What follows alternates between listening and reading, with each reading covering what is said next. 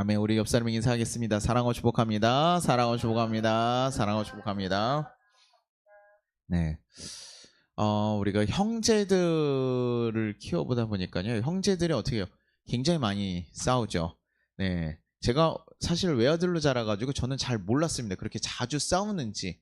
이렇게 매일매일 시시각각 싸우면서 밥 먹는 거부터 옷 입는 거부터 학교를 가는 거 오는 거 뭐 장난감이 오는 거부터 모든 하루에 이렇게 싸울 수 있는 일이 너무나 이렇게 많다라는 거를 저는 사실 잘 몰랐어요. 예전에는 그냥 혼자 지내면 형제가 있으면 좀 부러워하고 그랬거든요. 아, 같이 놀 형이 있고 누나가 있고 동생이 있고 하니까 그 잘 지내는 또 형제들이 있거든요. 그런 거 보면 참 부럽고 야, 나도 그렇게 살았으면 좋겠다 이런 얘기들 좀 했었어요. 근데 뭐 그 중에서도요. 형은 그렇게 칭찬하는 걸 제가 많이 듣지 못했습니다. 제 친구들 중에 형이 있는 경우는 형은 약간 좀 적대시할 때가 많아요. 왜냐면 형들한테 말했던 기억들을 보면 형들은 옛날에는 또 저희 때는 어땠습니까? 형들이 마구 때릴 때가 많았죠. 지금이야 이제 엄마들이 못 때리게 하고 막 이게 손찌검 못하게 하지만 옛날에는 뭡니까? 형들이 그냥 핀체 몰아놓고 패고 막 이래가지고 뭐 아빠 다음에 누가 가장 무서워? 형이 가장 무섭고 이런 때 있잖아요. 근데요 형이 또 있는 애들이 또 든든한 게 뭐냐? 학교 가면요 형이 있는 애들이 좀 든든합니다. 그것도 너무 나는 형 말고 좀 몇 살 차이 나는 한 두세 살 이렇게 차이 나는 형들이 왜냐면 중학교나 고등학교 가면 그 형들이 이제 벌써 3학년이나 이렇게 되니까 그 형들이 좀 잘 나가는 형들이면 뭐예요? 굉장히 좀 든든하죠. 근데 그 형들이 왜냐면 동생이 어디 가서 싸움이 나서 뭐 맞았어요. 그럼 어떻게 됩니까? 그 형들이 막 뛰어나오는 거예요. 무서운 거 뭡니까? 아빠하고 엄마들은 차라리 좀 덜 그래요. 왜냐면 그들은 와서 때리진 않거든요. 근데 형은 뭐합니까? 형은 와서 패버리거든요. 자기 친구들 때린 사람들 와서 패니까 그게 가장 직방울 효과가 있는 거예요. 형은 딱 왔을 때 해결해 준다. 근데 형이 오면서 뭐라고 합니까? 내 동생은 누만 패할 수 있다고요? 나만 패. 네가 뭔데 내 동생을 패? 이러면서 뭐예요? 형들이 와가지고 동생을 지켜주는 거죠. 그게 뭐 자기 물건처럼 여기던 동생을 건드려서 기분이 나쁜 건지 아니면 정말 가족이라고 생각하는 자기의 동생을 건드려서 그런 건지 몰라도 그래도 형이 오면 와서 동생을 지켜주고 보호해줄 때가 훨씬 많다는 거예요. 그래서 그걸 우리가 가족이라고 하고 그래도 형이니까 뭐예요? 맨날 티격태격 해도 그래도 따르고 믿고 따라가게 되는 것이죠. 근데요. 오늘 성경에 나온 본문에 나온 이 예언은 누구를 향한 예언이냐면 에돔에게 하는 예언입니다. 근데 에돔은요. 지금 아까 형제의 모습과 조금 같이 뭐 자주 싸우기는 하더라도 안 싸울 수는 없죠. 형제들끼리 안 싸울 수는 없죠. 뭐 야곱이랑 당연히 뭐 에서하고 장자권을 뺏어가고 뭐 일단은 뭐 둘이 굉장히 안 맞잖아요. 성향 자체도. 그러면서 그렇게 살아왔으니 당연히 뭐 자주 싸울 수는 있지만 에돔 자체가 뭐예요? 지금 위기 순간에도 어떻게 했습니까? 형제의 민족이고 그가 위기에 처했는데도 불구하고 어떻게 합니까? 에스겔 35장 5절에 내가 옛날부터 하늘 품고 이스라엘 족속이 환난 때 곧 제약의 마지막 때의 칼의 위력에 그들을 넘겼도다. 그들을 치려고 하는 그 세력들 가운데서요 뭐예요? 이가 뭐예요? 관망하면서 그냥 놔뒀다는 거예요. 칼 앞에 쓰러질 때 지금 생명의 위가 있는 지금 누가 나서야 됩니까? 형이 나서서 같이 딱 막으면서 야 우리가 같이 막아내자. 그래도 우리 한민족 아니냐. 그래도 전쟁이 터지면 그래도 같은 민족끼리 도와야 되잖아요. 그렇죠? 그래야 되는데 그 칼의 편에 섰다는 거예요. 그래서 그들이 어떻게 되든 말든 그것이 뭐예요? 무너지는데도 기뻐하면서 그것을 방임했다는 거죠. 자신들이 뭐 직접 가서 칼로 친 거는 아니지만 그 칼에 치고 넘어질 때 그것을 비난하고 조롱하고 그 아픔의 순간들, 그 슬픔의 순간에도 그들을 외면하고 있었던 것입니다. 형제끼리 어떻게 그럴 수 있습니까? 형제끼리는 좀 그래도 품어야 되지 않습니까? 왜 그렇게 했을까? 그래도 거기가 또 무너지면 자신들 위험하지 않을까라는 생각을 하는데 그에게 무엇이 있었대요? 그들 마음가운데요? 한을 품고 있었다. 내가 옛날부터 무엇을 보고 있어요? 한. 이게 히브리어로 얘기하면 영원한 적개심이라고 표현해요. 순간적인 이렇게 감정 정도를 얘기하는 게 아니라 이 대물림 되어온 뿌리 깊은 미움을 얘기하는 겁니다. 그 민족이 가지고 있는 적대시한 민족. 우리가 가지고 있으면 뭐 요즘 세대는 좀 안 돼. 옛날만 같았어도 한 2, 30년 전만 해도 일본 하면 딱 우리가 인식을 그렇게 가지잖아요. 아, 저들이랑 함께 할 수 없어. 한일전은 무조건 이겨야 돼. 막 이런 식으로 우리가 가지고 있는 뿌리 깊은 우리가 계속 있었던 그 역사를 통해서 우리 가운데 가지고 있는 그런 민족성이 있는 거죠. 그런 것처럼 뭐예요? 한이 계속해서 그들 가운데 있다 보니까요. 그 위기의 상황에서 그들을 외면해 본 거예요. 이것이 골마서 막 터져버리니까요.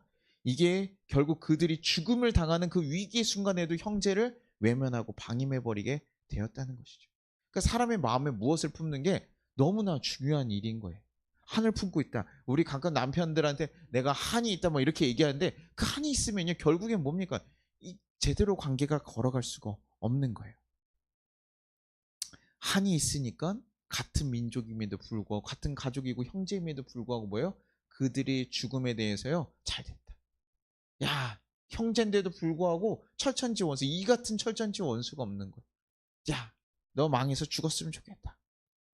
에스겔 35장 6절에 이렇게 얘기합니다. 나 주 하나님의 말이다. 그러므로 내가 내 삶을 두고 맹세한다. 내가 너를 피투성이가 되게 하며 피비린내가 나는 일이 너를 뒤쫓아 다니게 하겠다. 내가 남 죽이기를 좋아하니 피비린내 나는 일이 너를 뒤쫓아 다닐 것이다.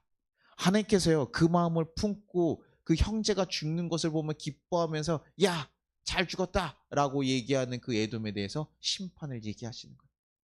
너가 그들이 죽음을 당하며 피냄새가 나는 거, 그거를 너네가 지금 즐겨하고 있구나, 좋아하고 있구나. 야, 남 죽이길 좋아하는 너희 또한도 무엇을 주겠다고요?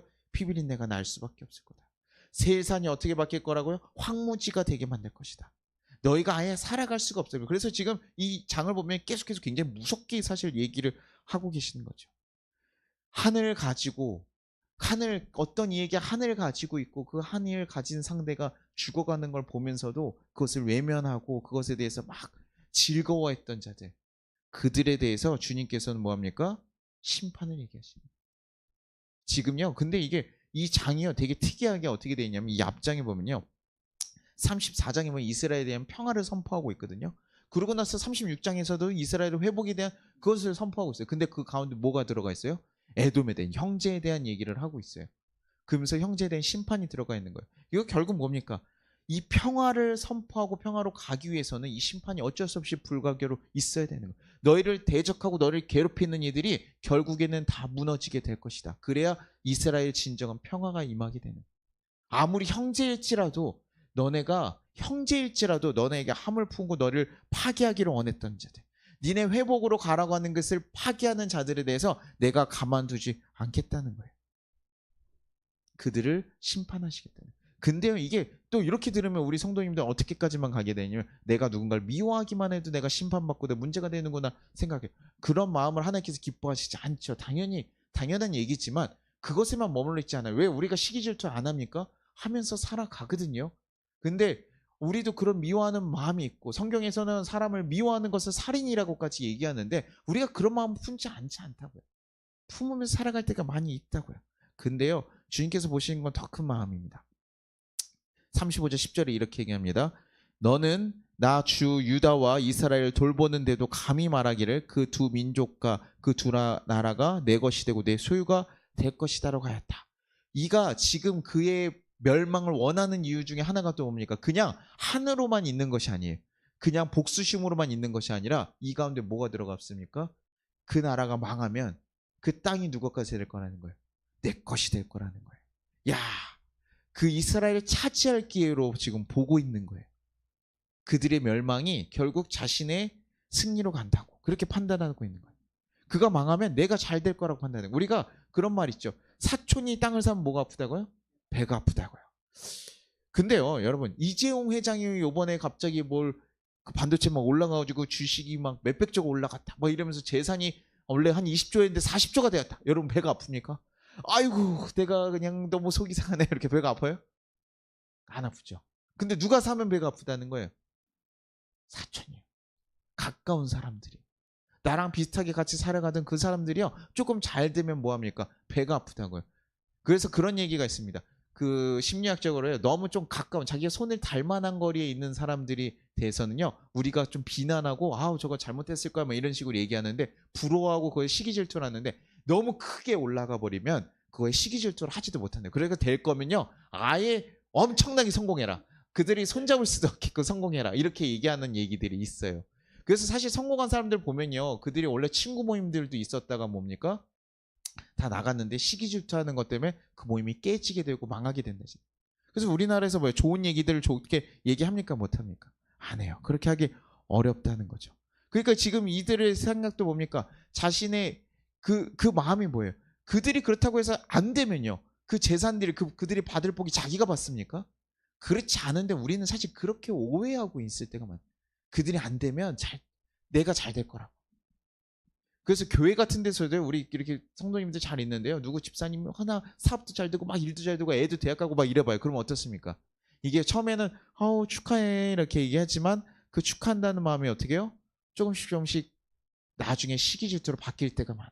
자기의 모습과 자기의 상황은 초라한데 저 사람만 잘 되는 게 좀 믿고 속상한 마음. 그래서 너무 잘 나가면 그 정도는 아닌데 저 사람이랑 우리랑 뭐 별 차이 없는데 왜 저기만 잘 되는 거야? 이러면서 우리 가운데 비꼬는 마음들이 생길 수 있다는 거죠. 그러다 보면 뭐예요? 그런 마음이 계속 있는 상태에서 그 사람 만나면 어떻습니까? 불편하죠. 어색하고. 그러다가 또 어떻게 뭐 말 한 번 할 수 있는 기회가 나면 그냥 한마디 두마디 얹어서 헌담도 하게 되고. 그런 일들이 꽤 많이 있어요. 그런 일들로 이제 관계들이 끊어지고 뒤에 가서 아유 거기 그 제대로 하지도 못한 사람이 하면서 막 얘기하는 경우들이 꽤 많다는 거예요. 근데요 그 사람이 잘 안 되면 그러면 그렇게 해서 그 사람이 뭐 혼담해서 끌어내린다는 거잖아요. 그거 내려서 그 사람이 망했어요. 그럼 내가 잘 되냐고요. 그렇지 않은데도 불구하고 우리들은요 그런 마음을 가지고 막 얘기하는 하나님을 기준해서 볼게요. 우리 복은 누가 주십니까? 하나님이 주시는 거잖아요. 하나님이 우리의 중심을 보시고 우리의 뜻에 합당하게 우리가 받을 만한 복을 허락하시는 거잖아요. 그런데 우리의 마음 가운데 시기질투하고 잘 되는 이들에 대해서 비난하고 험담하는 마음들이 있으면 결국 어떻게 되겠습니까? 받을 복도 뭐예요? 걷어가시겠죠. 지금 이스라엘의 멸망 위기의 순간에 그들을 같이 위로하고 같이 힘을 모으는 그런 마음이 있어야 그런 마음이 있어도 지금 그들의 죄악 때문에 지금 줄까 말까인데 뭡니까? 그들의 땅을 빼앗을 생각을 하고 있고 너네 잘 됐다라고 하면서 조롱하고 그러니까 이들이 지금 아유 어떡하냐 아유 그래 뭐 어쩔 수 없어 그냥 외면하는 정도가 아니라 아예 그들을 욕심내고 그들이 망하면 내가 가져가리 이런 욕심으로 그들을 봤으니까요 얼마나 즐거워하면서 희희낙낙 그들의 멸망을 바라보겠습니까? 그러니까 피 흘리는 거가 즐거운 거예요. 근데 그 땅 자기네가 얻을 수 있는 것도 아닌데도 불구하고 그렇게 생각하고 가는 거예요. 우리의 욕심으로 임하면요 제대로 된 사리 판단이 잘 안 되는 것이죠. 근데 그런 마음이 있는 자들을 주님께서 바라보시면 뭐합니까? 심판하신다는 거예요. 35절 10절에 이 앞에 있는 얘기 똑같은 말씀이었는데 우리 다시 한번 같이 읽어보겠습니다. 시작. 너는 나 주가 유다와 이스라엘을 돌보는데도 감히 말하기를 얘기해요. 여기서 뭐예요? 유다와 이스라엘을 누가 돌보고 계셔요? 주님이 보고 있는데 지금 너가 그렇게 욕심내는 그 나라가 망해서 거기를 갖겠다라고 하는 거 거기에 지금 누가 있다라는 거예요? 주님이 내 소유된 백성들이 망하는 걸 보고 있다는 거. 내가 지금 그 자리에 있는데도 불구하고 나에 대해서 우리의 아이들이 망하는 걸 보고 있다? 이거 뭡니까? 지금 누굴 무시하는 거예요? 하나님을 무시하는 게 된다고. 그냥 단순하게 약간 나쁜 마음 품어가지고 아유 시기 질투하는 마음 정도가 아니라요. 그것이 결국 뭡니까? 하나님의 백성, 하나님을 무시하는 일로 지금 바라보게 된다. 마음이 안 좋았어요. 그거에 대한 태도와 행동이 나왔죠. 근데 그 결과가 뭡니까? 지금 갑자기 하나 사람 미워했는데 이게 어떻게 가는 거예요? 하나님을 무시하는 하나님에 대한 적대하는 행동까지 가게 됐다라는 거예요. 너가 하나님을 얼마나 무시했으면 그 땅 내가 지금 서 있는 땅에 니네가 들어올 수 있을 거라고 생각을 하느냐. 그러면서 35장 13절에 이렇게 얘기합니다. 너희가 입을 벌려 나를 거슬러 허풍을 떨고 나를 거슬러 빈정대는 말을 내가 직접 들었다. 주님이 계신데도 불구하고 야 별거 없어 내가 들어가서 저거 다 얻을 거야 취할 거야 하나님에게 거스르는 일들을 계속하는 거예요. 하나님은 계신데 하나님이 참고 계신 것도 모르고 그냥 그 무시하는 말들 쏟아내는 거예요. 하나님 복 주시겠습니까?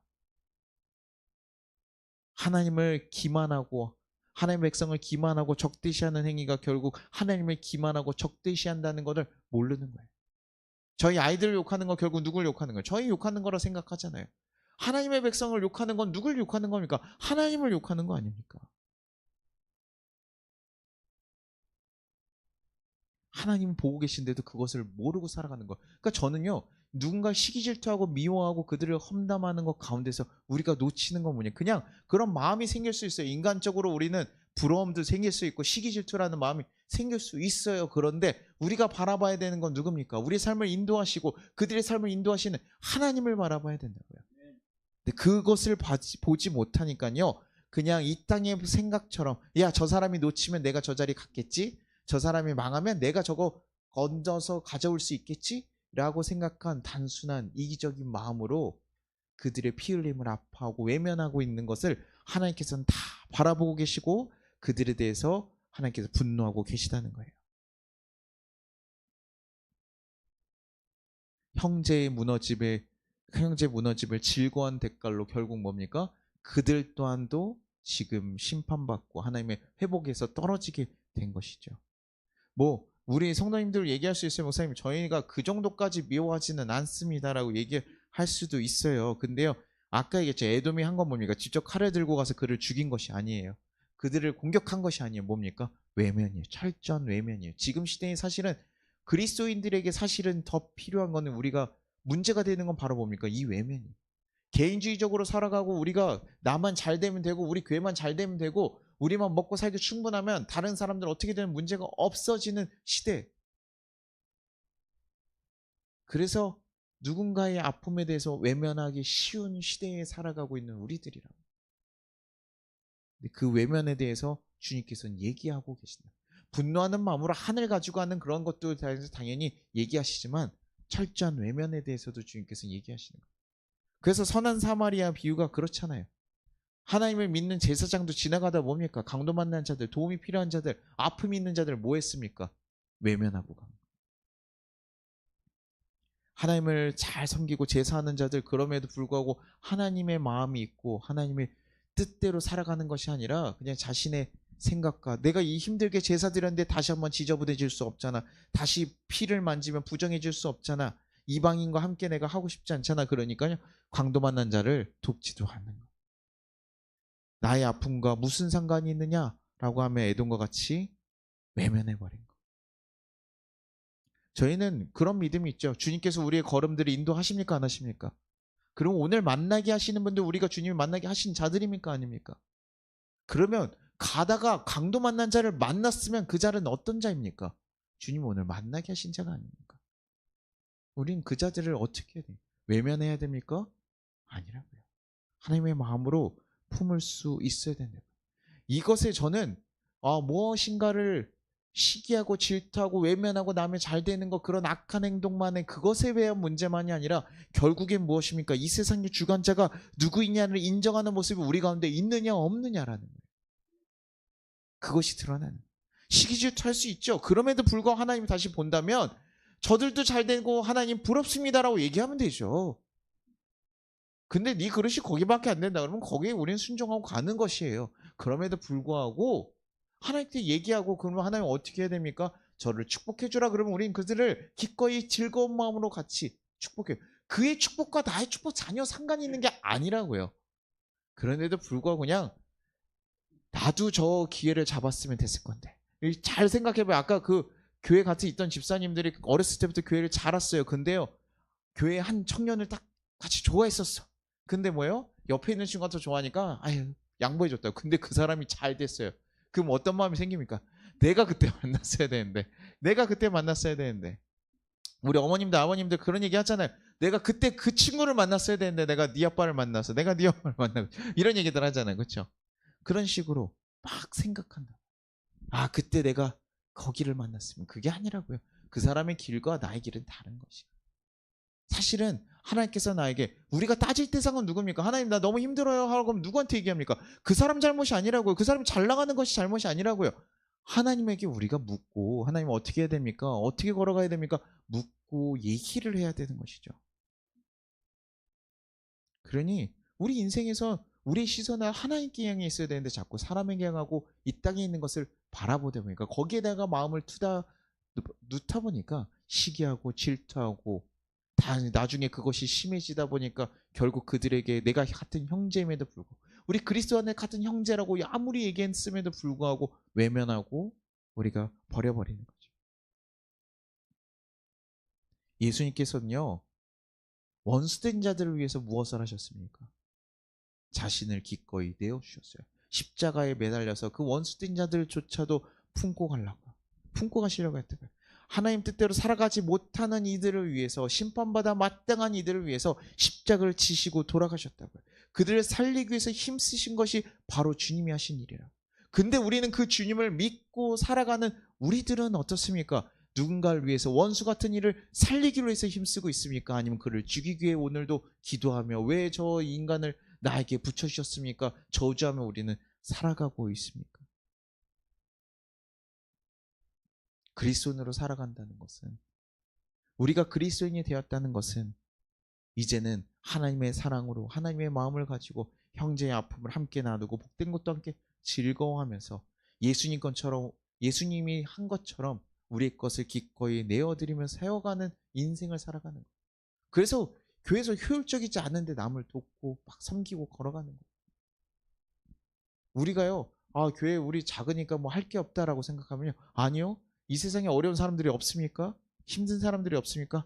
제가 뭐 우리도 힘든데 목사님 누구를 돕습니까? 얘기할 수도 있을지 몰라요. 아까도 우리가 다음 예배 같은 거 할 때도 재정이 많이 들어가는데 이거 계속 할 수 있을까? 라고 생각하는데, 그렇죠. 그런데도 불구하고 의미가 있으면 그 일을 하는 거예요. 이 재정 허락하시는 거 누가 하시는 겁니까? 주님이 하시는 거예요. 우린 주님의 뜻에 필요한 것을 구하고 맡고, 그리고 허락하신 대로 그 선에서 행하면 돼요.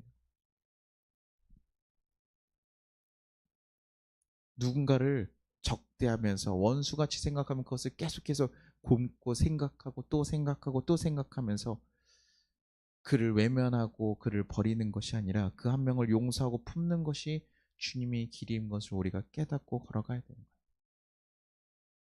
그러니 그리스도인들 가운데 하나 더 얘기한다면 우리의 가운데 있는 시기와 질투의 마음들이 커지지 않도록 잘 다스리십시오.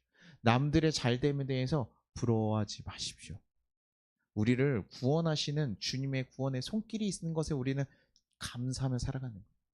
내가 오늘 많은 거 더 좀 좋은 집에 있을 수도 있겠죠. 저희가 강남 쪽에 태어나가지고 살았으면 어떻습니까? 강남에 있는 좋은 집에서 뭐 살아가지고 엄마 아빠들이 뭐 딱 이럴 수도 있겠죠. 근데 뭐 그거와 지금 여기 우리가 살고 있는 거 무슨 차이가 있겠습니까? 사실은 똑같은 공간에서 살아가요. 사실 행복한 그게 더 많이 있으면 좀 편할 수도 있지만 그것이 행복하게 되는 것도 아니에요. 우리 너무나 잘 알고 있음에도 불구하고 우리는 뭡니까? 잘된 거 자꾸 쫓아간다. 그리고 그것이 아니면 비참한 인생이라 생각하고 자기의 삶을 포기하고 던지는 이들도 요즘에 너무나 많으니 그게 너무 속상한 일 아닙니까? 저들의 잘됨이 나의 인생과 상관이 없다고요. 내 인생의 길을 걸어가면 되는 것인데도 불구하고 우리 가운데 자꾸 시기하고 질투.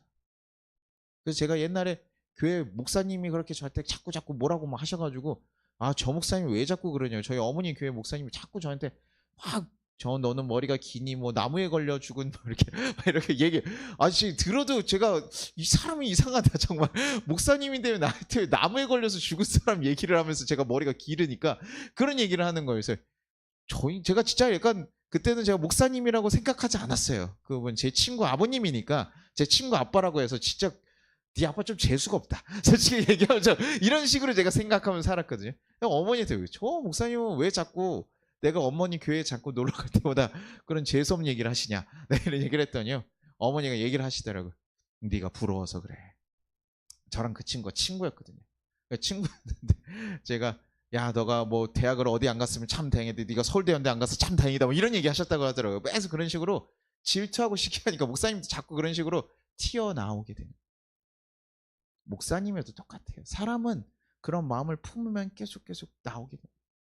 에돔이 어떻게 됐다고요? 한을 품었더니, 그리고 그들의 고통당하는 것을 외면했더니 그것이 결국 뭐예요? 하나님이 적대하는 일까지 커지게 되잖아요. 우리 마음 가운데 시기의 마음들, 질투의 마음들을 키우지 마십시오. 우리의 복은 주님께서 주시는 것입니다. 우리의 복은 주님께서 이끌어 주시는 겁니다. 그걸 믿고 걸어가십시오. 그리고 그것이 행동에 가지 않도록 조심하십시오. 그 마음들이 흘러남치지 않아요. 왜 속상한 마음들이 있으면 자꾸 나오게 되거든요. 근데 그럼에도 불구하고 누굽니까? 그들에 대해서 더 축복하시고 그들에 대해서 감사하십시오. 그렇게 그들에게 더 내가 악한 마음이 생기면 생길수록 더 그렇게 얘기하십시오. 그것이 그 우리의 마음을 새롭게 만들고 그 공동체를 정말 거룩하게 세워갈 수 있는 일이 됩니다. 그리고 우리 주위에 있는 아프고 힘든 자들, 우리의 도움이 필요한 자들을 우리가 외면하지 말아야 됩니다. 우리 교회가 그 도움이 필요한 자들에게 언제든 손 내밀어 줄 수 있어야 됩니다. 교회에 와서 뭐 해서가 아니라요. 누군가 우리에게 도움이 필요했다면 그들에게서 우리는 손 내밀고 걸어갈 수 있어야 될 것입니다. 그렇게 하나님께서 거하시고 귀하게 세워갔던 자들처럼 우리를 간절히 세워가기를 간절히 소망합니다. 형제를 넘긴 자는 심판받습니다. 형제를 위해 자기를 내어주신 분이 계십니다. 우리는 그분을 따라 함께 서는 자로 부름받았습니다. 우리 그것을 기억하시고 우리 같이 찬양하고 기도하도록 하겠습니다. 주님께서 나를 사랑하셨으니 주님 그 사랑 내가 기억하고 가겠습니다. 내가 그냥 입술로만 주님 내가 섬기겠습니다, 수고하겠습니다 얘기하는 것이 아니라 우리를 향한 하나님의 사랑이 먼저 무엇인지 잘 기억하시고 우리가 받은 사랑이 무엇인지 기억하시고 우리들도 그 사랑처럼 그 사랑을 행하며 사랑의 마음으로 바꿔가기를 간절히 소망합니다. 같이 찬양하겠습니다.